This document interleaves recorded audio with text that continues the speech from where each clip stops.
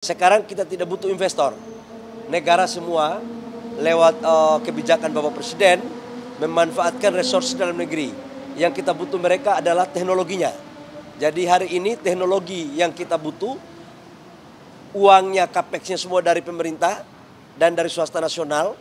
Kemudian bahan bakunya dari kita, off-taker-nya pun dari kita. Jadi saya pikir kali ini nggak ada lagi ketergantungan kepada pihak lain. Gitu. Salah satu di antaranya adalah Danantara.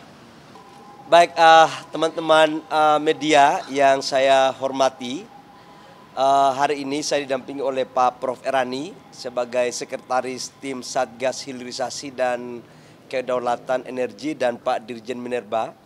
Kami baru selesai rapat bersama Bapak Presiden dengan seluruh anggota Satgas Hilirisasi yang terdiri dari beberapa kementerian dan juga ada Panglima, Pak Menan dan Pak Kapolri, di mana kami telah memutuskan tahap pertama hilirisasi yang ditargetkan kurang lebih sekitar 618 miliar US dollar untuk di tahun 2025 yang tadi kami paparkan kurang lebih sekitar 21 proyek pada tahap pertama yang total investasinya kurang lebih sekitar 40 miliar US dollar, dan tadi kita sudah melakukan pembahasan secara detail termasuk di dalamnya adalah nama-nama proyek investasi apa aja yang akan kita lakukan. Yang pertama, kita akan membangun storage minyak untuk menuju ketahanan energi nasional kita berdasarkan Perpres itu harus menambah 30 hari, dan itu kita akan bangun di salah satu alternatifnya dari Pulau Nipa. Yang kedua, kita juga akan membangun refinery yang insya Allah kapasitasnya itu kurang lebih sekitar 500.000 barel. Ini salah satu yang terbesar nantinya. Ini dalam rangka mendorong agar ketahanan energi kita betul-betul lebih baik. Yang kedua, kita juga akan membangun DME yang berbahan baku daripada batu bara low kalori sebagai substitusi daripada LPG. Ini kita akan lakukan agar betul-betul produknya bisa dipasarkan dalam negeri sebagai substitusi impor. Yang lain-lain saya pikir teman-teman termasuk dalamnya adalah bagaimana meningkatkan nilai tambah pada proses tembaga, kemudian di nikel dan juga boksit untuk sampai dengan alumina. Kemudian di sektor pertanian, di sektor perikanan juga masuk tadi, termasuk di sektor kehutanan. Saya pikir itu sebagai informasi awal yang perlu saya sampaikan. Silakan kalau ada yang mau ditanyakan. Pak, soal DME tadi Pak, sebelumnya kan sudah ada investor dari ASES di luar ya Pak, kabarnya ada investor dari Cina, mungkin boleh dijelasin Pak? Saya ingin menjelaskan bahwa tahun-tahun sebelumnya DME ini sudah pernah kita lakukan dan bahkan sudah pernah melakukan groundbreaking, tapi waktu itu investornya dari Air Product itu kemudian mundur.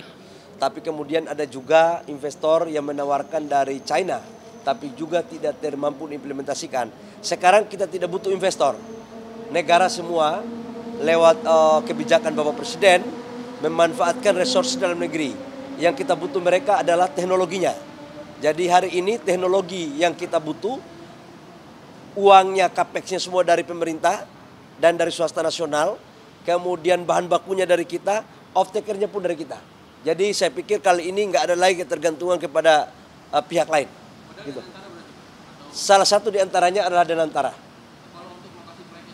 Lokasinya di Sumatera Selatan, kemudian di Kalimantan Timur, Kalimantan Selatan. Ada 3 atau 4 proyek yang akan kita dorong DME secara paralel. Pak, berarti proyek-proyek yang berpotensi untuk didanai Danantara itu proyek-proyek apa aja Pak? Bapak Presiden dalam berbagai kesempatan sudah menyampaikan akan memprioritaskan hilirisasi pada 26 sektor komoditas. 26 sektor komoditas itu di dalamnya adalah mineral batubara, oil and gas, perikanan, pertanian dan perkebunan serta kehutanan. Itu sektornya. Nah, detail proyeknya yang tadi kita sepakati baru 21 proyek yang kita sepakati, dan tahap berikutnya kita akan tingkatkan lagi.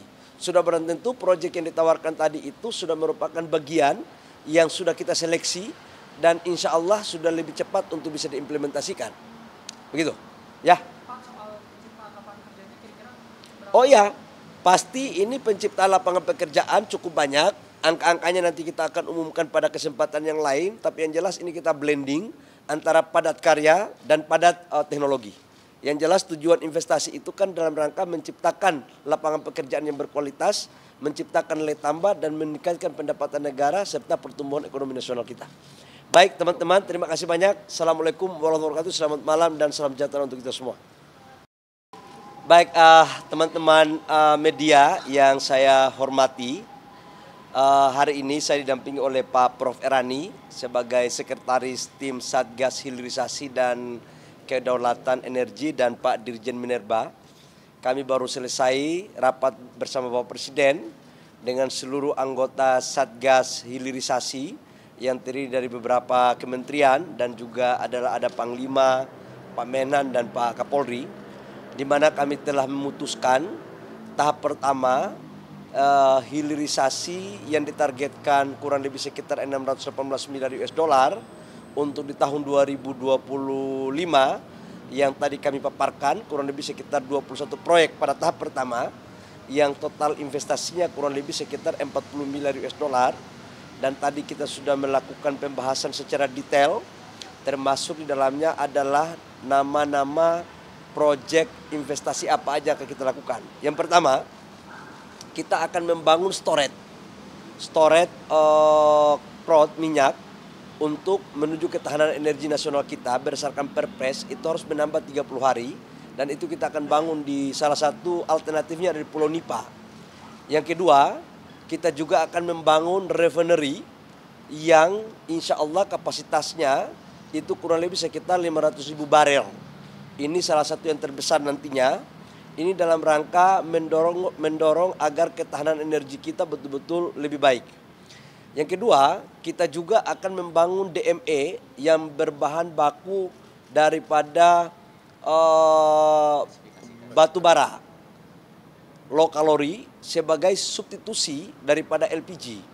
Ini kita akan lakukan agar betul-betul produknya bisa dipasarkan dalam negeri sebagai substitusi impor.